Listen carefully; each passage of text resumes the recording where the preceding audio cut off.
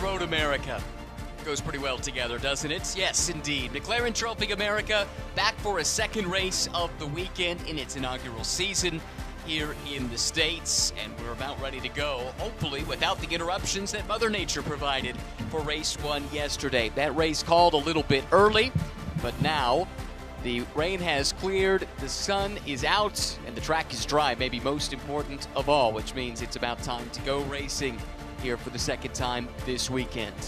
My name is Ryan Marine. Tom Baker is alongside. We'll hear from DJ Clark from time to time down in the pit lane.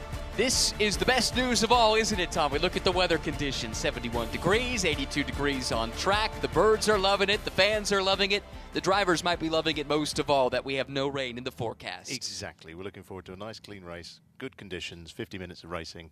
Let's do this. It's going to be a great race. Sounds like a plan to me. We got snippets of it yesterday, didn't we, until the rain rolled in, and plenty of us for us to chew on. It did. It kept it interesting for us, and had to think on our feet a little bit. But it's good conditions, clear.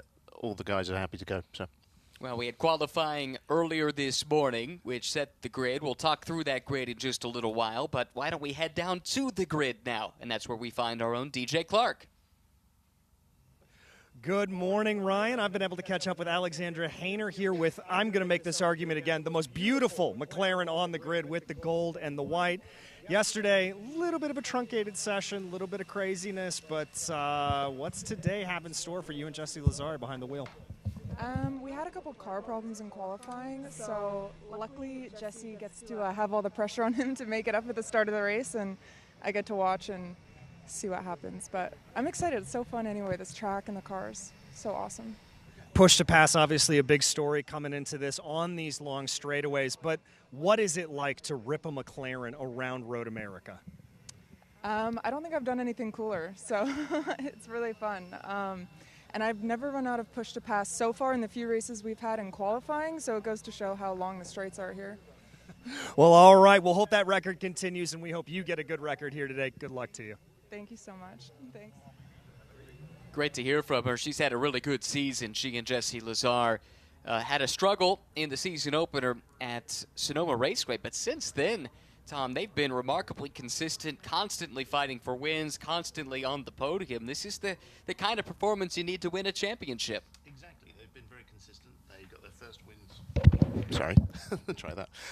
Yes, they've been very consistent. Got their first wins at COTA with back-to-back there. So, yeah, they're looking good. They've got the advantage in the championship. I think it's a 5-point gap. But John Dempsey and Andrew Davis had a great weekend last time out with a double win, so they closed that gap up. So could be anyone's. Yep, exactly. Still plenty to play for here as the season reaches the tail end of the scheduled portion of the proceedings. We've got another chance to head down to the grid, and a rather unexpected member of the grid here is standing by with DJ. Joe Osborne down on the grid with us. Joe, I'm assuming this all came together because this is Road America and McLaren, and it's got to happen. Yeah, exactly. It's all quite last minute. I'm involved with the 52 car Lee Racing, and the owner and driver, Chris, fell ill last night, so I've been drafted in last minute, which is super cool. So Jason Guzman would start, did a great job in quali P5. I'll jump in, and my first laps of the weekend are going to be as I leave pit lane, which is pretty fun. In terms of your favorite tracks around the world, because you've got such a plethora of experience, and only got a couple of laps around here, but where does Road America rank in that pantheon?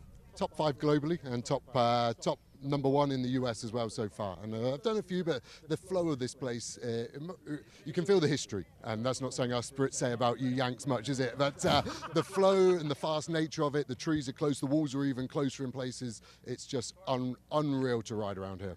I've only seen it. I've only been able to walk it. I can only imagine driving it. We'll let you get to it, and welcome here. Perfect. Thank you, GJ. Cheers, guys. Hi, Ruben. Thanks, buddy. Thanks for that as well to Joe. Yeah, really cool opportunity for him. He told me he had 6 laps ever around this place. This will be his first laps of the weekend, but he's up for the challenge. Oh, yeah, Joe's always a game for it, so let's see what he can do in that car. I think he's definitely going to be one to watch in the second half of the race. Former GT4 European Cup champion, that was back in 2009, and has represented the McLaren brand in GT race cars for quite a long time. Spent time as a McLaren factory driver, and you might have heard his voice on TV coverage of GT World Challenge in Europe, British GT as well in years past too, and had the chance to work with Joe at Spa this year, which was a tremendous delight, and really appreciated his insight. Now I'm excited to see what he does best, which is drive a race car. There we go. He was very complimentary about you as well. So wow, I paid him nicely, so you would expect as much. Engines are fired. We're about ready to roll here, and it's going to be a battle royale at the front of this field when you look at the way that they qualified. Kevin Madsen, as we've seen all season long, although at an AM class car, Tom, he has been super quick. This is not the first time we've seen that car start on the front row overall. No, exactly. Kevin is a very rapid AM driver, but we go on the FIA grading system, so that's why Kevin qualifies as an AM driver, but very quick, much as like James Safronis. You know, James has got a huge amount of experience and very quick driver as well. Yes, James, another good qualifying effort as well within that AM class. As we look at our class pole sitters, James Lee put the lap in for the Pro Class pole. As we've talked about a little bit, it was Kevin Madsen, the AM class pole sitter, also the overall pole sitter, and then Andrew Davis, who shares with John Dempsey in the Pro-Am class, championship rivals, as we talked about earlier with Alexandra Hainer, who will have the second stint in her Motorsports in Action machine. Jesse Lazare, the Canadian, will take the start there. So those are the pole sitters, but how will the entire field line up? Let's look at the results of qualifying this morning. As mentioned, Madsen and Lee sharing the front row, AM and Pro Class cars side by side. Then it's James Safronis driving solo. He'll have the veteran Andrew Davis alongside in the fourth starting position. Jason Guzman, who will share his car, as we heard with Joe Osborne. A get well soon message to Chris likewise. And then alongside will be Colin Harrison. Scott Sorbero making his debut this weekend next to Cooper Broll back in row number 4. Father Steve Sorbero will line up in 9th with Eric Filgaris for Riley Motorsports in the 10th position. And back to row number 6, Jesse Lazare, the Motorsports in Action entry, now white and gold, which DJ has been fawning over all weekend long. Patrick Liddy making his debut in the championship starts alongside for Forte Racing. Dennis Tillman and Bob Stockard starting in row number 7, and then out back, Kaden O'Connell for Flying Lizard Motorsports was scheduled to start 15th on the grid. And congratulations to Kaden, who became a father recently, which means his legendary father, Johnny, is a grandfather for the first time. So congratulations to the entire O'Connell family on the arrival of Delara O'Connell. Nice racing name for a racing family. He told me the story. Apparently they decided on Delara because his wife saw him playing iRacing. Is that right? And saw the name Delara and thought, oh, that's a nice name. So that's what they've gone with. I don't know that my wife would be so charitable, but I'm glad it worked for the O'Connell clan, that's for sure. Field making its way around this iconic venue behind the safety car. This place is special. 14 turns, just over 4 miles.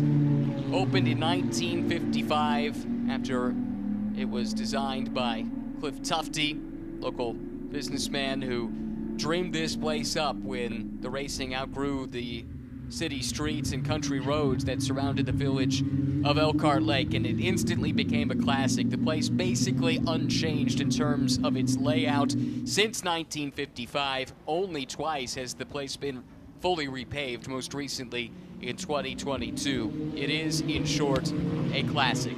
Not much better than coming and spending a race weekend at Road America.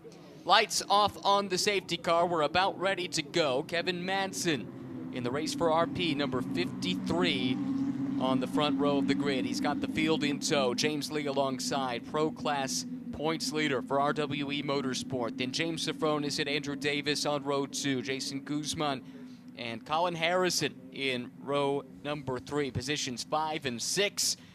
Row 4 to Sorbero and Broll. Here comes the field now. They clear the bridge, looking for the green flag. And as soon as Madsen goes, the green flag will be displayed. He's taking his time, but now into the acceleration zone. Madsen puts the power down and immediately tries to accelerate away. Cars already on the push to pass Tom, trying to utilize all the extra horsepower they can, but Madsen secures the lead. Safronis side by side with Davis. That is for 3rd and 4th overall. A pretty clean start, all things considered, as they make their way down to turn 3. Yeah, good start. Bit of contact there for 3rd place, though, as Davis tries to go around the outside of Safronis for the place. That's been made now. Yeah, clean start for everyone. Quite possibly the two most experienced drivers on the grid going side by side and making door-to-door contact there. Davis got the better of it. He's now clear of James Safronis and putting pressure on James Lee. So that's two Jameses dispatched over the course of just a couple of corners. Davis on the charge here early, and his next target is Kevin Madsen for the overall lead of the race. Yeah, clearly Andrew's got an early flight to catch because he's not hanging around. No. Fantastic driver with a wealth of experience to draw upon. Picking up a couple of spots there. Leads in Pro-Am and does so by a healthy margin. He and Dempsey have had a really strong season to this point. Came into the weekend 5 points out of the championship lead, but they had swept the weekend at VIR for their first 2 wins of the season, looking to continue some of that momentum here in Wisconsin. Exactly. They've had a few technical issues this weekend, but great to see the team has pulled together and that car's going strong. Madsen leads, Davis in tow, then James Lee settling in. So your AM class leader leads your Pro-Am class leader, leads your Pro class leader. That's the top 3. Then it's James Safronis, second in AM, fourth on the road. Guzman in 5th. Harrison, Broll, and Phil Garris, the top 8. This is down to Canada corner as Phil Garris is looking aggressive there, taking a peek to the inside, trying to get around Harrison, and that's left him vulnerable. Here comes Lazare. This is for second and third in the Pro-Am class, and it is Lazare who grabs the spot away. Phil Garris shuffled back now. Yeah, Kane and O'Connell came through then as well. It's a real ding-dong battle going on here. O'Connell through for the Flying Lizard Motorsports team. Phil Garris went from being on the attack to slipping back a couple of places, and O'Connell's not done yet. All 3 cars in shot, the headlights flashing. That indicates they're on the push to pass. O'Connell side by side with Lazare, but getting the big slipstream off the 2 in front is the blue, white, and red machine of Phil Garris, who tucks back in line as Lazare tries to take that position back away from Kane and O'Connell down to turn number 3. You got the undercut then coming out of turn 1. Did well to get the position back. Really good scrap here. These are 2 cars at least fighting for class position in O'Connell and Phil Garris. Back to the front, and the overall lead of the race has changed hands. Andrew Davis has driven to the point now. RWE Motorsports leading overall. They also have the 3rd place car overall leading in its class with James Lee. Oh, and a spin further back. That's Jason Guzman. Okay. Yeah, that car was running 5th at the time into the wet grass there, but Guzman does well to gather it back up and rejoin. That's the car Joe Osborne will be driving in the second half of this race. Yeah, so they've actually moved up class. So in the first race they were running as Pro-Am with Chris Lightweiss in the car. Because Joe's now in place of Chris, Joe obviously being a fairly competent driver, the class of car has now moved into the Pro class, so we now have 3 cars there. But Joe's going to have his work cut out, as is Jason, to try and make up for that lost ground. Top 3 have separated themselves from the rest of the field. James Safronis hanging there just outside of touching distance. He's in the 4th position. Then Colin Harrison leads the next battle pack from 5th, 6th, 7th on back. Harrison for Tech Sport, Broll for the Skip Barber Racing team, and then that Lazare, Phil Garris, O'Connell battle we were chronicling earlier in the show. I think we've got to look back at what befell Jason Guzman. He was 5th at the time when this happened. It was right at the tail end of the shot, down in that tricky turn 5. Maybe got out a bit wide on that curbing, tried to put the power down, and it is a lot of power you're trying to put down to the ground in these McLaren Artura Trophy Evos. Exactly, 575 PS without the push to pass, so you've got to be careful on the throttle, but he did well to get the car back round and back running again. Phil Garris trying to recover. He's looking to the inside of Cooper Broll, and he will take that position away.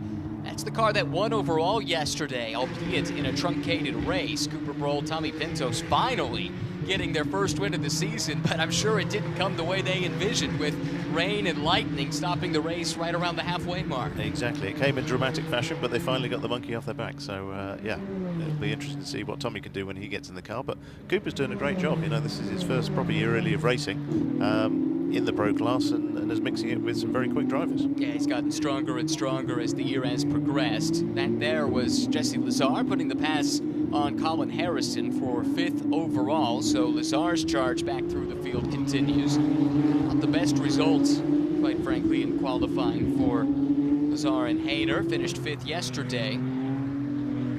But it's been a good start to the race and currently hold the 2nd place in the class. The trouble is, the class leader is the overall leader, and he is quite a ways up the road, about 7.5 seconds. And not too far behind, you've got Eric as well, who's pretty rapid and looking to make his way past Colin Harrison there and take 7th overall, but that will put, 6th overall, but that will put him back up behind Jesse again. And behind that battle is Aidan O'Connell trying to plot a course past Cooper Broll.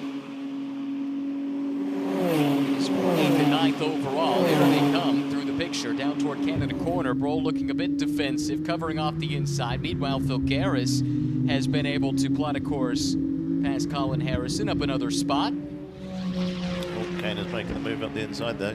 Cooper ran a little bit wide exiting that last corner, gave Kane the opportunity to just nip up the inside. That was very opportunistic. Really good start to this race for Kane O'Connell.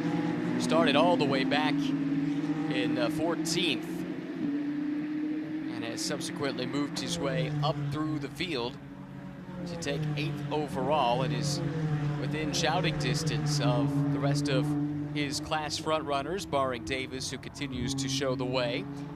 Davis's lead over Madsen is 7/10 of a second. James Lee another 6/10 further back in 3rd overall. Sofronis is 4th. Jesse Lazare is 5th. This is a race, Tom, that sees pit stops even for the single driver lineups. It's a driver change only, no tire changing, no refueling, and the rules are specific to each class in terms of what the maximum drive time might be. So we are, looking at about 12.5 minutes or so until we might see the first batch of pit stop callers right around the halfway mark of the race. Yeah, so the Pro-Am class, the window is between 10 and 20 minutes, actually. So the Pro drivers have a very short window before the Am drivers get in to do the majority of the race. It's then 50-50 for the Pro class and the Am class. So they got a little bit more leeway in when they can stop, but for the Pro-Am class, yeah, it's designed to limit the time the pros do and give more advantage to the Am drivers. Understandably so. They are the backbone of a championship like this. Adding further complication, if it's a single driver lineup, they have an additional 5 seconds that they have to spend in the pit lane.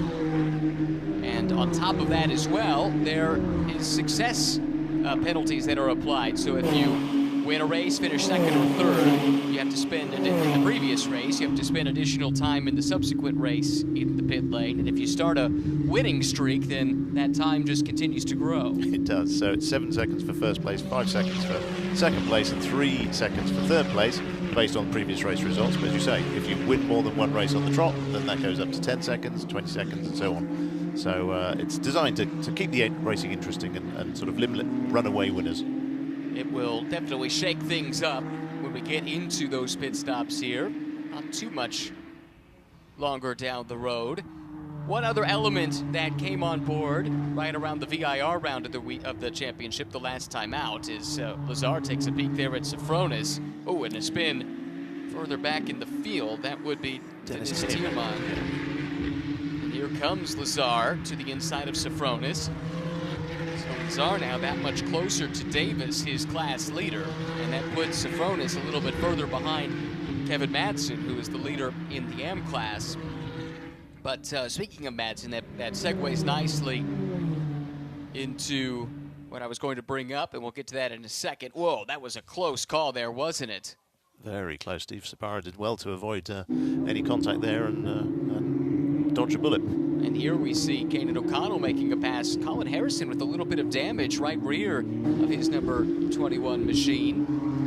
3rd place in Am. Extra aero. That's right. I'm sure that all of the engineers and McLaren HQ just cringed, though. All the work they put into making these things slippery through the air and make the downforce as efficiently as possible. This is not how they dreamed it up, it's safe to say. But what I've been teasing here is the Papaya Cup, which was new to the championship starting at VIR, which recognizes drivers that are getting up there in life experience and maybe don't have the same kind of racing experience as some of their peers. Exactly, kind of echoes what you were just saying about the Am drivers being the backbone of Motorsport Championships, we want to be able to recognise those drivers. We've got a lot of drivers who are in Pro-Am pairings, and it's our way of sort of recognising their performance outside of the result that they get with their pro drivers. So it's just a nice way of recognising them and their achievements. And drivers as well eligible even inside the AM class if they meet the criteria. So, for instance, Kevin Madsen leads.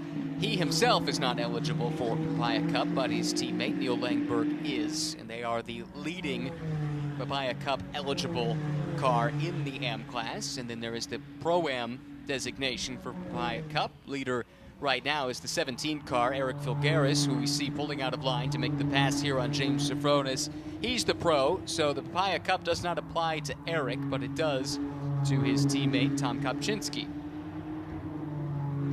Exactly, and then we have two classes for it. So we have the Pro-Am award and we have the AM class award. So as I say, it's just a great way of recognising what those drivers are doing in the races. Right now, the man on the move is Jesse Lazare. Has the race's fastest lap at a 2:10 flat. To my eye, that's about half a second faster than anybody else has gone so far in the race. Taking a look at who's been fast, though, in recent laps, Andrew Davis is picking up the pace. His last lap was his fastest. Lazare not too far behind. And keep in mind, Jesse was embroiled in a battle at the time. And then there's also the consideration that without tire changes, you need to make sure you leave a little bit of something on the 4-round things on these cars for your co-driver, or else you'll have a very grumpy co-driver at the end of the race if you burned off all the Pirelli rubber. Exactly, and it also applies to the push to pass. Yes. You have 300 seconds of push to pass to use, but you've got to be strategic in how you use it and leave some left for your co-driver. Very unique is the push to pass system in McLaren Trophy America. Really first of its kind in a GT type platform, adding roughly 50 horsepower to the 577 horsepower output of the 3-liter twin-turbo V6 in this race car, which looks great, it sounds great, and anyone I've talked to who's driven one says it drives great too. It's just a real joy, especially around a place like this. High praise indeed. Couldn't really do much better than that, could we? Nope, not at all. It's good enough to coax Joe out of the broadcast booth and back into a race car. That says something, doesn't it? We must be doing something right. Battle hotting up here. Madsen, leader in AM. James Lee, leader in Pro. And Lee starting to dial in Kevin Madsen here over the last couple of laps. We look at our best sector times through Sector 3, and Filgaris currently has the benchmark there. Lazare, Madsen, Lee, and Davis, the top 5 in the 3rd sector. But right now, James Lee looks like he might have the measure of Kevin Madsen. But as the old adage goes, catching the driver is one thing, getting by something completely different. Exactly, and I think James is obviously quite close up under Kevin's rear wing there, so that's starting to hold him up a touch because Jesse is gaining quite a bit. It's a half second on that last lap and has just set the best first sector. However, I'm just looking at pit stop consequences.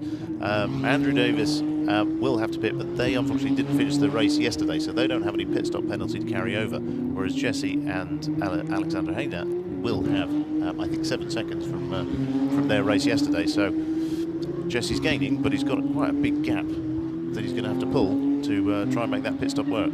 Yeah, exactly, and that leaves Casey Dennis, his co-driver, with a lot of work to do when his stint comes. James Sofronis slipping backward a little bit here as we reach the midway point of the opening stint of the race, and now he's fallen into the clutches of Kanan O'Connell. James would have raced against Kanan's dad quite a bit, the old World Challenge Series over the years. And of course, now James' son also doing quite a bit of racing. He's racing in another support series here this weekend at just 15 years of age. Jensen Sofronis. So 2 outstanding racing families here in North America, and specifically within this paddock going back a couple of decades.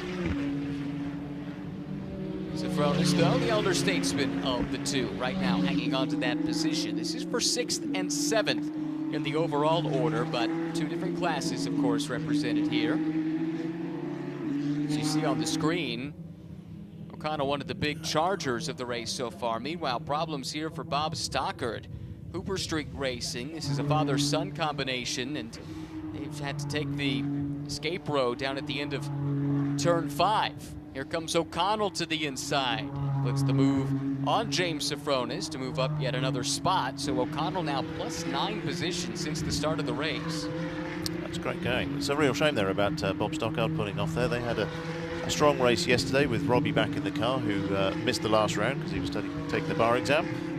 He did really well yesterday, qualified strongly, and they actually finished second in the truncated race, but that's their best result this year. So I was actually looking forward to seeing Robbie back in the car to see how he would get on. So unfortunately, we won't get that. I'm sure he was looking forward to that as well. Bob from Naples, Florida, told me that the name of the team, Hooper Street Racing, is named for the street on which he met his wife. Exactly. They grow up true streets apart.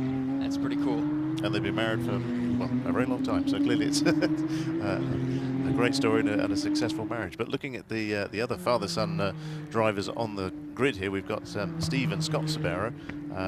So Scott is currently running 4th in the AM class, just ahead of Father Steve.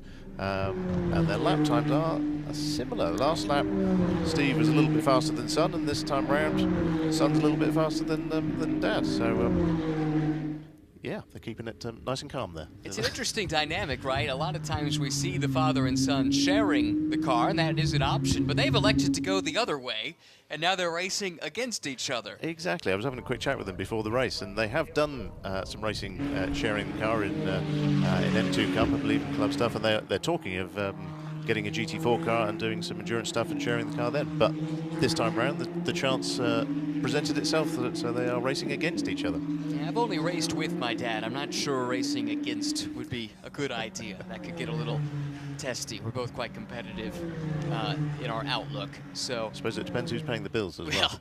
Yeah, and we all know the answer to that too. So I would have to be quite deferential, I fear.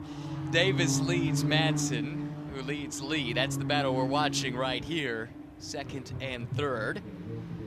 Kevin Madsen again flying the race for RP colors as he has all season. We're in that window now where when you factor in the time spent in the pit lane, which does not count toward drive time, we can start to see some of these pit stops. So here comes Eric Filgaris. He'll climb out of the Pills Mafia sponsored machine, and into the car climbs Tom Kopczynski, 4th place finish yesterday. Really cool paint scheme on this car, gets a lot of attention. As you see the mechanics, they'll check the tire pressures. You're allowed to bleed air pressure from the tires, but no tire changes unless there's a puncture or something like that. Kreutz climbs aboard. O'Connell is out. Really strong stint, though, from Kanan, wasn't it, to come from the back and make his way up through the field in a short amount of time. Oh, very strong, and really showed his class there. So, yeah, let's see what Brandon can do when they rejoin shortly. James Lee and Kevin Madsen. This battle's not gone anywhere. Madsen, though, a tough guy to pass. That was really close. That might be looked at for an unsafe release, as the Tom Kopczynski car was released right in front of a car that was coming into the pit lane. We'll let the stewards sort that one out, but that was good accident avoidance by the car on its way in. That was Dennis Tierman. Yeah. So well, he'll be handing over to Jeff Cook. Heads up by him to avoid contact in the pit lane, which is always dangerous. You've got the mechanics out there doing the work on the pit stops, and they're quite exposed, so that's why you really can't take any risks. That's why the penalties can be quite harsh if you have something like an unsafe release. Here comes Davis from the lead of the race. Following him in is Jesse Lazare. Now the RWE and Motorsports in Action teams need to go to work. They need quick, clean pit stops, and then you also have to factor in that success penalty like you talked about earlier, which this car does not have anything coming its way, right? So no, they should benefit here and maybe leave with an even bigger gap than they entered with. I should imagine as a driver going down this pit lane, which is so wide at 50 kph, it must seem like eternity. It does. It does take a long time to arrive. Penalties here are quite harsh because if you have to do that drive-through, it just feels like it takes forever. The only good news is it's a long lap, so you're unlikely to lose a lap if you're anywhere near the front of the field. Little fist bump there as Davis climbs out. So Lazare's out, Hainer is in and puts that mirror right back in place. So they must have had a little door-to-door contact. Or maybe one of the crew members bumped into it. Oh, you do see the wheel marks on the doors as well. I think that was lap 1 contact. Yep, that's right. And here we got Cooper Brolat and Tommy Pintos getting in the 919 car. Where do they come in? They were down right around the 9th position or so when they came in. That's allowed this to become the lead of the race overall. Both of these cars still need to make pit stops, but they're on a little different program due to their classes. There's more opportunity for Kevin and James to drive longer if that's what the team would elect to do. The risk you take is a full course yellow coming out. That could see them shuffled back, potentially, but Kevin certainly has more experience than Neil in this leading car, so they'll want to maximize his drive time if at all possible. I think RWE has a bit more flexibility because James and Casey both pretty similar on pace. Exactly, yeah. So as we were saying earlier, the AM class and the Pro class have slightly different pit stop windows to the Pro-Am class. So that's why we've seen the majority of the Pro-Am runners in first. Yeah, they can run for another 2 or 3 minutes before they're outside of their window. So I think this will probably be the last lap before they pit. I think you're right. We do have a pit lane protocol violation penalty coming to car 17. That is, I fear, for that release. So that's a 5-second post-race time penalty for Kopczynski and Vilgaris when the race is over. No fault of Tom's, but as we often say, this is a team sport, and the crew that goes over the wall has a part to play in it too. And unfortunately, that one's going to cost them potentially a position or two, depending on the gaps at the end of the race. Exactly. We see we've got 2 AM class cars in, so we've got Colin Harrison and James Sofronas pitting for their stops. So they are 2nd and 3rd in class at the moment. Obviously, Kevin's still leading out front, but we expect him in at the end of this lap. Solid stint from Colin for the Tech Sport team. Won the season opener in Sonoma and has finished 2nd 4 times since then. An additional 3rd place. He's only been off the podium once all season, was 3rd yesterday.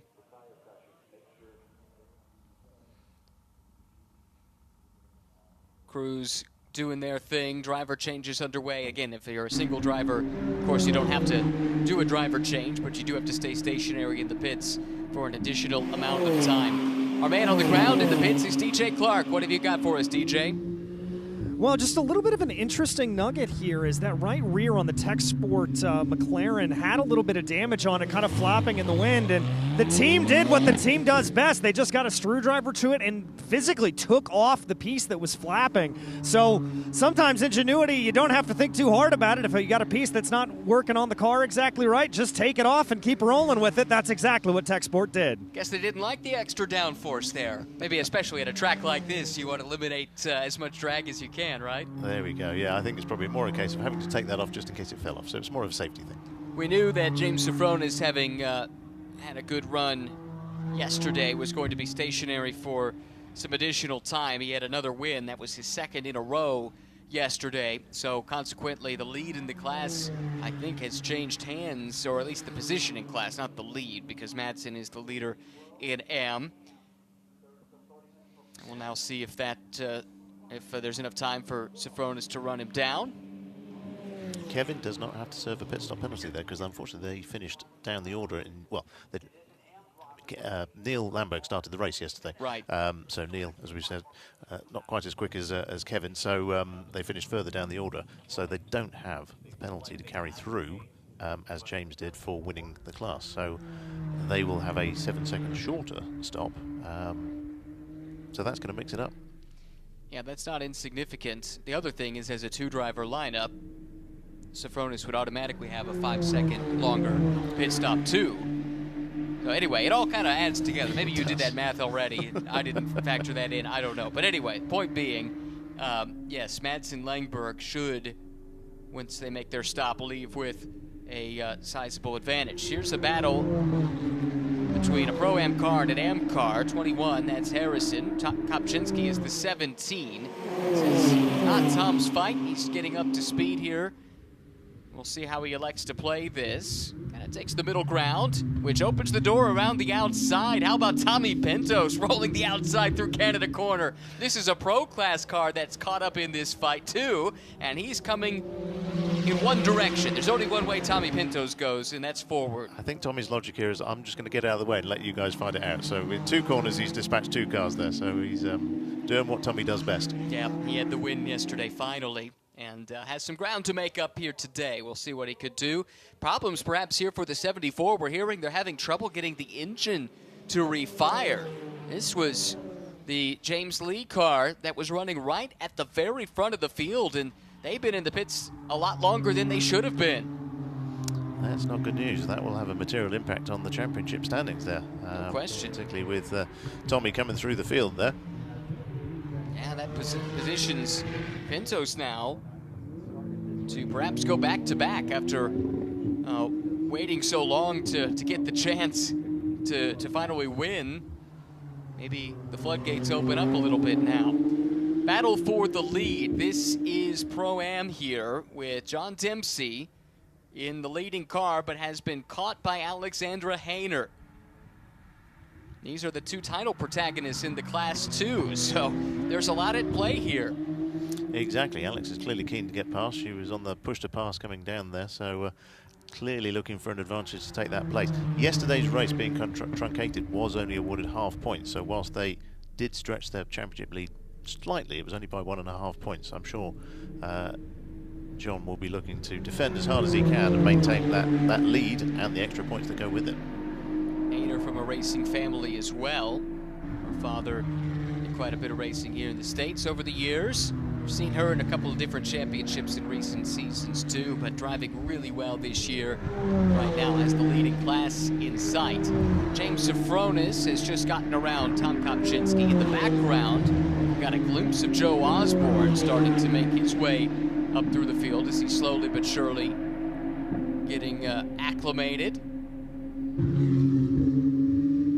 Kevin Madsen is still shown in his car. And they are shown as not having pitted just yet. I guess they can still go a little further, can't they? 30 minutes is the maximum drive time for an AM class driver. Kevin is, as we've talked about, classified as an AM, but I think he would need to pit this time. There wouldn't be enough time to get back around, and right on cue. There we go. How'd you do that? Well, with great effort and my abacus. Here comes Kevin. Great stint. Spent quite a bit of time out in front, and now Neil will inherit that advantage that Kevin has so studiously built for him. And it's Colin Harrison who runs in second right now. As we talked about, the pit stops really changed things up in the AM class. Harrison ahead of Safronis now. This should promote the Dempsey-Hainer battle to first and second overall once they come through. Yeah, we did see James Safronis passing Tom Kopczynski halfway around that earlier lap, so James has clearly got the bit between his teeth. He's doing solid lap times there as well. So Madsen is out. Neil Langberg climbs aboard. A couple of podiums this year, a third in the second race at Circuit of the Americas, a second in race 1 at VIR, and Madsen has set the fastest lap of the race in class in just about every race this year. Just a couple of exceptions. He has been flying. And I think a few of those have been the overall fastest race laps too. So don't let that AM designation fool you. He is a properly quick racing driver. And now Neil Langberg's got to do the work the rest of the way. 20 minutes to try and hang on for their first win of the season. Let's see how they get on, but this, meanwhile, we've still got a great battle here for first in Pro-Am as the race for RP car disappears down the pit lane with Neil Langberg on board. Forte Racing, the team. That car on that pit limiter. Here come the top two in Pro-Am. This overlap to determine who leads this race overall. Dempsey getting into a nice rhythm here and maybe starting to pull a bit of an advantage. This is going to be interesting, though, as they catch Langberg fresh out of the pits. He's not in his rhythm yet. And these front runners here in Pro-Am will need to deal with that. Good job by Dempsey, and Hainer will follow him through, but it did look like Dempsey had his momentum checked a little bit. That's let Hainer claw back in a little bit closer now. Yeah, that gap has definitely got a little bit closer, isn't it? How they're going to make it work down into turn 5. By the way, it does look like Casey Dennis has been able to get that engine fired up again, but is way down the order now in 11th and 3rd in the Pro Class. And Tommy, you pointed it out, we have 3 Pro Class cars, which has not been the case for a good chunk of the season. Typically a bad day, you finish 2nd and mitigate the points loss to whoever wins, but this was a bad day to have a bad day, because now they find themselves 3rd, and that could really be to the benefit of the Skip Arbor team and Pintos and Broll. Exactly. I mean, one of the, I was going to say quirks, but the differences between racing in Europe and racing over here is once you start the race, you'll still qualify for points, whereas in Europe, you actually have to do 75% of our race before you're eligible to score points. So, as Joe Alsmont said to me on the pit lane during qualifying, at least we're guaranteed a podium. That's right. And a trophy. However, yeah, I mean, Joe's setting some very quick times. He could upset the apple cart a little bit if he can get on the tail of Tommy and pass. There's a 3-point difference between 1st and 2nd place, and only 2 points between 2nd and 3rd. So it's on Joe as to how bad the damage is between those two. If it finishes as it is, with Tommy winning, Joe 2nd and Casey in 3rd, it really does make the championship very interesting. So yeah, it changes the complexion quite a bit. Coming into the weekend, the lead for Dennis and Lee was just 10 points. And that came down somewhat, as we've talked about, with it the race only reaching roughly the halfway mark a little bit before then, I think is what it was called, and so half points awarded. Yeah, looking on the screen at the moment, we've got Colin Harrison has taken the lead in the AM class, and I think James Sofronis has just got past Neil Lamberg for, there we go, yeah, for 2nd place. So Neil's gone from 1st to 3rd in the space of a lap there, as he's getting up to speed behind the wheel of that car. And Sofronis' pace, relative to Harrison, he was quicker, but not by much. Only about 0.04 of a second. So Harrison, who got to the lead by virtue of the discrepancy in pit stop times that we've talked about.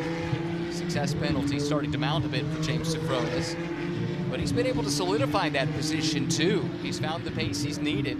Now James will put his head down here. No traffic between himself and the leader in his class. He's got 16.5 minutes to try and reel in Harrison to get back to victory lane and make it 3 in a row. Yeah, as the camera pans back to the battle for 1st place in Pro-Am, and John's doing a great job of maintaining this position. I think he's the gap has grown ever so slightly. I think he's perhaps more comfortable and doesn't feel quite so under attack at the moment, and is able to control his pace and do what's required. Joe's now sprouted some aerodynamic appendages, much like Colin Harrison did. So Colin gave him some ideas, evidently. Here is Joe Osborne, who had 6 laps in his life at Road America before this stint began, but already ranked it amongst his top 5 favorite tracks anywhere in the world, which speaks to the allure and magic of this place.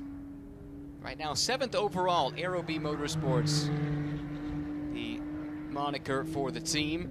And this was a last-minute addition to this lineup. And again, get well soon to Chris likewise, but that opened the door for Joe to climb aboard, and as you would expect, he's just getting quicker with each passing lap. As we look at our race vision powered by AWS Circuit Performance, interesting to note, 3 different cars, each from a different class, with the best sector times in each of the 3 sectors. Osborne right now just did his best middle sector a moment ago. He has Neil Langberg in the crosshairs. Neil has dropped now to 3rd in AM with had that pass on the last lap by Sofronis. Harrison also got by on the last lap, but has a bit of a buffer back to Sorbero. That would be Scott Sorbero, who runs 4th in AM, 9th overall. Looking at the sector times there, they're not a million miles apart between Neil Lamberg and Scott Sbarro and Steve back in 5th. So it will be interesting to see if Neil can hold on to that 3rd place, or whether the Sbarro father and son are able to close and challenge. But I think at the moment Neil's probably looking quite comfortable. There is a 12-second gap between them and a couple of cars. So has a nice solid hold on that 3rd position. It would be the 3rd podium of the year if they could hang on. Speaking of the Sorberos, this is Steven Sorbero, who is being pressured here by Jeff Cook. He's had the spin from Tillman, didn't we, in the early portions of the race, but they've been able to recover. So Cook, who was super quick yesterday, and then randomly, I believe this is the car that slowed, didn't it, at one stage? They had a fuel issue, unfortunately, after 2 laps, so they had to pit the car. But yeah, speaking with them this morning, they were like, "Yep, fixed that. We've fettled a couple of other bits on the car," and they were feeling really confident. So Jeff is a very quick AM driver. You know, I think if you put him with Kevin and James in a straight fight, it'd be hard to pick who would come out on top. So he's having a good run coming through the field at the moment. Next car up for him is Casey Dennis in the number 74 Lightning McLaren. Trying to recover from their pit stop woes, aren't they? They are. Is that a good sector there? But still 4 seconds gap. So be interesting to see if Jeff can overcome that advantage, or that time gap. Back to the lead of the race, Dempsey and Hainer.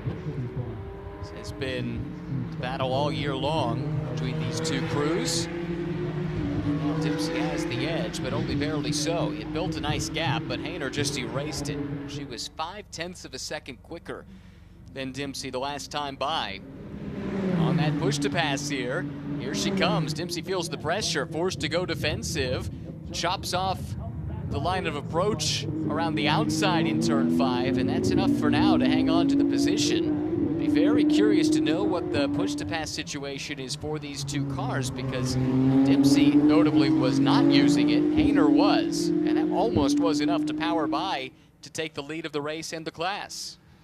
Yeah, something we perhaps need to work on, but we have no idea what's been used and what's left for each of these drivers. The only people that know are the drivers themselves. So it's a little bit of, I guess, brinksmanship as well as to who's got some left and who's still got used the whole lot. So. And catching this group is Tommy Pintos. Could this be back-to-back wins for the Pied Parker operation? Pintos has been super fast, just did his best first sector, and now this is a difficult one where he's got a nice buffer to Joe Osborne, second in his class. How aggressive do you want to be here, especially when you know the two cars you've caught, A, aren't in your class, and B, are fighting for the lead in their class. You don't really want to interfere, and you could understand why they might get a bit aggressive in defending, since they're embroiled in their own fight.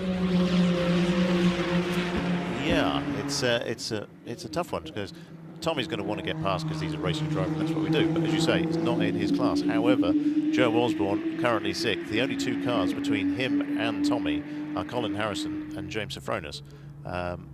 There is 10 seconds between Joe and James Sofronis, though, so Tommy does have a good cushion at the moment. Oh, that's a shame. That's the Dark Horse car out, and Jeff Cook. Yeah, we were just talking about Jeff's pace. But for the second straight day, that car ends up in the pit lane prematurely.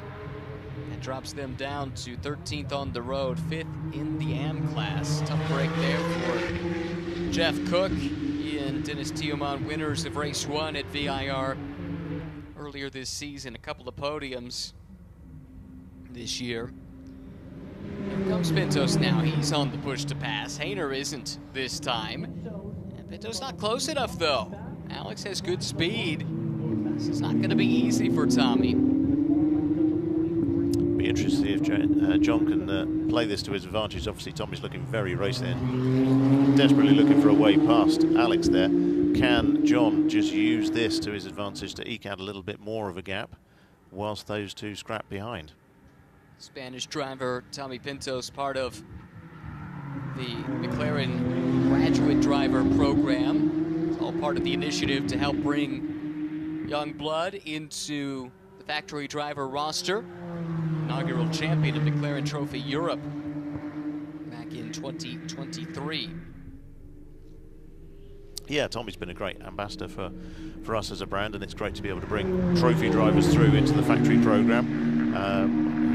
He did 2 years in Europe, so won it the first year. Race winner in the second year with a different driver, acting with a different AM. Now coming over and doing this with Cooper Broll. So yeah, it's great to have a driver come through the program or through the championship into the factory program, and we really look forward to seeing what's next for Tommy. After a couple of years racing in the equivalent championship in Europe, how's he enjoying this new challenge, coming and seeing new tracks and new competitors for the first time? He's loving it. I mean, Tommy's young. He's still at university, and just loving the challenge. It's a whole big adventure of coming over and experiencing new tracks, different team, different environment, different culture of racing in America versus Europe. But here we go. He's up the inside into turn one of Alex Hainer for position. Pintos around Hainer there, and now just one car in front of him, separating him from the overall lead. He's not going to waste any time, is he? Tommy Pintos up the inside of John Dempsey and has taken that machine to the overall lead of the race. That's also left Dempsey a little bit vulnerable here. He's on the push to pass now. Hainer is not, and yet still able to keep pace down this long straightaway. The run from turn 3 to turn 5. Hainer looking left, looking right. Now takes a look to the inside, but not close enough to get alongside of Dempsey. And so she'll settle back in line. Top 3 overall, running nose to tail with 7.5 minutes to go. This is the battle that's going to keep on going, isn't it? I can't decide. I need to send the results to the podium team to tell them which order we're doing it in. This is going to be a very last-minute call. Glad that's your job, but not mine. It's a lot to sift through. Pintos now starting to scamper away. Then he's clear of this traffic, and it leaves the top 2 in Pro-Am to fight amongst themselves. So much experience on the radio to both of these drivers, too, with Andrew Davis talking to John Dempsey, Jesse Lazare to Alex Hainer. That is a wealth of knowledge, and they'll try to transmit at an appropriate time to coach these two up-and-comers. Looking back in the AM class, so we were saying about the battle for third, that is now looking quite interesting. So Scott Sabera has closed that gap down to now just 2 seconds, a little less than that, to Neil Lambert. So I think we're going to have a place change there. With Steve Sabera just behind, definitely a place change because that's Neil just recovering. So those 2 cars would have gone through. That was down at turn 5. Neil Langberg going around. This car had led this race overall for a time with Kevin Madsen driving. Problem there for Neil. Cost him a couple of spots. Looks like he's back to 11th overall and now 5th in class. Yeah, but that puts Scott Sabara up into first place and Papaya Cup in the AM class. So Neil drops to second, and it'll be Dennis Tierman third there. Good points. In Pro-Am, we're looking at Tom Kopczynski as victorious there with Brendan Kriotz. Second at the moment. And I think even with the 5-second penalty that's coming to the Kopczynski car for the pit lane procedure, they've got plenty of time in hand. So as they run, you're right, that should be plenty for Tom to take the Pro-Am Papaya Cup award, as well as another podium in the Pro-Am class, regardless of the Papaya Cup distinction. For Tom, that would be their third podium of the season, having stood on the podium in the season opener as well as race 2 at VIR last month. These two are so evenly matched. Dempsey and Hainer, not much between them. Now we find the father and son racing against one another on the track here. Scott Sorbero a newcomer this weekend, kind of a last-minute addition, I think it's safe to say, to the entry list, hence don't have the photo there. But Father Steven's been in the series all season long. What a special moment this must be for both of them to be sharing the track together and to be within sight of one another as well. Exactly, Steve was saying it's really nice to get to spend time with Scott at the racetrack, which is a lovely thing to say. That said, he was just on push to pass, and he clearly wants to get past him. Well, and he might have his chance here as Scott goes a little bit wide in turn 6, and the dad sweeps around the outside of the sun to take the position away. Old dog still has plenty of speed. Or maybe it was a very late Father's Day present from Scott. Not if there's a repair bill to go with it. Well, looks like he got away with it. Okay. That's the good news. Do you know, is the plan for them for Scott to run the rest of the season? I believe so, yeah. And I think they're looking at next year, but over the winter they're potentially going to be doing some endurance stuff together as well. So, but with McLaren, so great to have them sticking with us. Awesome, great news indeed. Here's Joe Osborne. His previous lap, not this most recent one, but the one before, was his best of the race. Just lapped at a 2:11.2, which puts him right on the same pace as the overall leader, Tommy Pintos. Not bad for a guy who didn't know he was going to be driving this weekend until less than 24 hours ago. Doing a really fine job, as you would expect a driver of his experience and caliber to do. Back to this fight, Dempsey, Hainer. This is the run down to Hurry Downs. Tough braking zone here downhill into the left-hander, which leads to the carousel. Seemingly interminable when you're in it. Just goes and goes and goes, requires so much patience with throttle application. Crucial to get a good exit though. Leading up to the kink, world-renowned for its challenge. Look here at Sector 2 times on our race vision powered by AWS. The Pro-Am leader, John Dempsey, with the best sector time, but Hainer just behind him, not too far behind either on the racetrack. And the Kopczynski-Filgaris car in third, Joe Osborne fourth best through Sector 2, and Pintos, interestingly, despite leading the race by 5.8 seconds, only fifth on that list. The different sectors take different approaches from an engineering standpoint to get the most out of them. So if you're strong in one place, chances are you're giving something up someplace else. White flag here at Road America. Tommy Pintos by 6.2 seconds over this battle. Dempsey trying to hang on for another win. Hainer trying to get back to victory lane for the first time in a little while. They've been linked together this entire final stint. Most recent win for Hainer and Lazare all the way back in May. The second race at Circuit of the Americas. They won the first two of the three held there. They've been second every single race since then in class. And they risk finishing second again. Dempsey, though, slips up, opens the door to the inside, then closes it shut in Alex's face. She's got to settle back in line. Dempsey, for now, able to hang on to that position. But Hainer looking strong, looking aggressive, as threatening as that car has been to the leader in class in quite a few laps now. Dempsey again forced to go on the defensive. Pintos' lead has ballooned. It's now 8.2 seconds, so he's untroubled with the overall lead of the race. But this has so much that hangs in the balance, not just for the race, but for the title. Remember, only 2 races remain after the checkered flag flies here in just a couple of minutes. 2 races at the Indianapolis Motor Speedway to close out the inaugural season in October. The good run out of the carousel and through the kink. Dempsey builds that margin back again. He's got a little bit of cushion in hand down through turn 12. Just a few more corners to go. And John Dempsey could be back in victory lane for the third time here this season.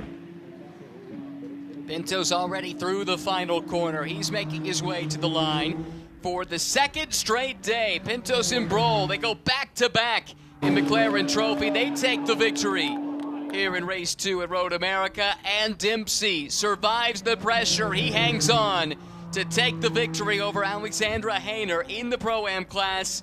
They finish second and third on the road. Colin Harrison across the line. The Tech Sport driver picks up the win in the Am class. Joe Osborne pressed into service at the last minute, finishes second in Pro, fifth overall. Safronis will settle for second in Am, sixth overall. And now we wait for Casey Dennis to come on through. Delayed in the pit lane, or else they might have been there to fight with Pintos for the win overall and in class. Battle still ongoing, though, between Scott and Steve Sorbero. It's the father, Steve, that has the position for now. Scott, the son, in the slipstream, coming up the hill for the final time, but bragging rights goes to the older generation. Congratulations to Steven Sorbero, who finishes third in Am. He'll stand on the class podium. Also, the winner in the Am class Papaya Cup. Really strong showing from the two of them. Great debut weekend for Scott. At the front of the field, though, Broll and Pintos, overall winners for the second straight day. They've had to wait a long time to get to victory lane. The weather rolled in and helped them secure the victory yesterday, but for the first time they get the full points for winning here today in race number 2. How about John Dempsey? No real-world racing experience prior to this season, although he has spent a lot of his time racing in the virtual world. Comes from a tech background in his business career that has been really quick from the word go under the tutelage of Andrew Davis as we watch Vernon Kreutz come across the line. The car started by Kanan O'Connell. That car takes the checkered flag, shown fourth in Pro-Am, 12th overall. O'Connell was excellent, it should be noted, in that first stint of the race. Car slid back a little bit in the second half. So with that, remarkably, just 2 races remain for McLaren Trophy America in its inaugural season. A bit of a wait for that Indy 8-hour weekend at the Indianapolis Motor Speedway. But championships up for grabs across all 3 classes going into the finale. Here are the race results here for race 2. Got the full distance in today after Mother Nature intervened yesterday. Pintos and Broll, winners overall and in Pro. Dempsey and Davis take the win, but Dempsey had to earn that one. Really hard-fought fight with Alexander Hainer for the win in Pro-Am. Colin Harrison took the lead on the pit stop shuffles, but had really strong pace as well. Deserves full credit. Tech Sport victorious in Am. There you see in 5th, 3 drivers' names attached there. Chris likewise couldn't take part in today's race. Hence, Joe Osborne got the late call. He and Jason Guzman, really good recovery to end up in 5th in the overall order, 2nd in class. Tough day for the leaders coming in the Pro Class points. Casey Dennis, James Lee, all the way down in 7th overall, and after a lengthy pit stop, had trouble getting the engine to refire, is the report that we got. 45 seconds off of the overall lead, very uncharacteristic, but nevertheless, they will regroup going into Indianapolis, still very much in the hunt for the championship. There's Tommy Pintos out of his car, there to celebrate. Again, this is a cathartic weekend for him, for the team. They've been so close so many times, and for various reasons it's slipped away, but the Skip Barber Racing team, they can celebrate now with 2 wins on the weekend here at Road America. It's a driver to keep an eye on. He's had a lot of Success racing in Europe and is very much a part of McLaren's future moving forward, part of that junior driver lineup, a graduate of their junior program. Curious to see where his career takes him next. So the winning cars have arrived in victory lane. I think it's a chance now to hear from some of our happy winners in Victory Circle at Road America with DJ. I don't think there's a more happy winner here than Tommy Pintos. Tommy, win yesterday in an abridged session. How much sweeter is this today at a full session? Wow, I cannot explain it. The whole team has done an amazing job this weekend, and being able to achieve what we've done this weekend is amazing. Cooper has done an amazing job, left the car in one piece, and I just needed to drive it home quick. Well, you certainly did drive it home quick. I want to turn to your teammate here, my friend. Amazing running, Cooper. Amazing way to go. How special is a victory at Road America? Absolutely, like one of the best places to win, I think, of this entire series, and it's just beyond exciting. It's been a lot of work, and I seriously can't thank our incredible crew enough. It's been a lot of late nights, so it's really rewarding. Those late nights have paid off. That is your Skip Barber team. We're going to move on over here. Joe, if you'll come with me, we're going to get some interviews with our AM class victor here at this point, Colin Harrison. Victory on the day. You made the changeover in the pit stop sequence, but you fought for it on track, and you had the speed. Yeah, in the opening stint, I tried to be smart with all the other traffic and really just try and run as good, clean laps as I could. And, I saw I was really slowly catching up to James as the race went on. And when I had the gap, I knew I just had to maintain it. And it's like just clean, consistent, fast laps. Every lap didn't make a mistake. And I'm just really glad it worked out for me and the team. Tech Sports worked so hard to make this car a beast, and I'm thrilled. We're thrilled for you. Congratulations on that AM class victory. We're going to keep going over here. I see a couple of Pro-Am victors that we have got to talk to, freshly out of the car. Guys, a great run for the both of you. John, I want to start with you because you finished everything off. How was that run? You had to not only make some pass, but withstand a little bit of pressure as well. Alex was really quick behind us, and I had to work to keep her behind and, just did what I had to do to bring home P1. And that's really all we had.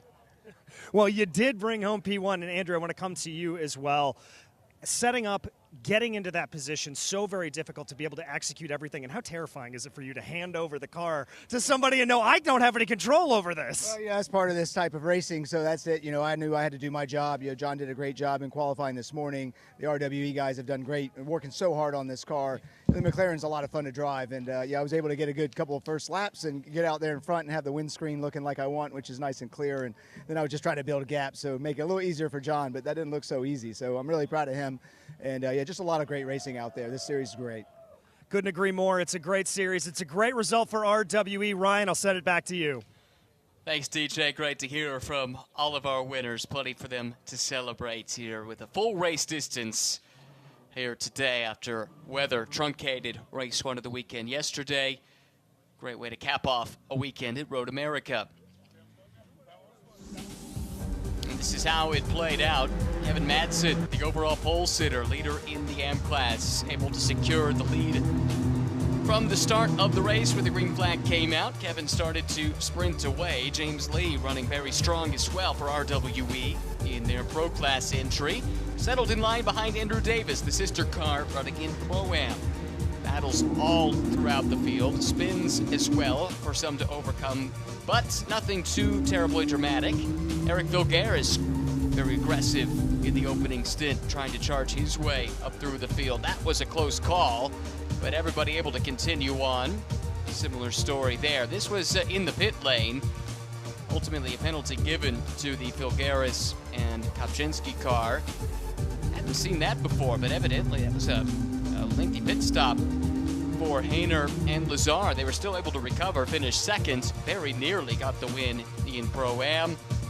Neil Langberg inherited the overall lead of the race after Kevin Madsen pitted late in the sequence. The overall leaders started to come through, and Neil had a little spin of his own, but was able to keep on trucking. Brought that car home for another solid day at the racetrack. Joe Osborne called up into service and performed admirably. Father-son battles there between Scott and Steve Sorbero. It was the father, Steve, that came away with the bragging rights. But at the end of the day, victory for Pintos and Brohl in race 2.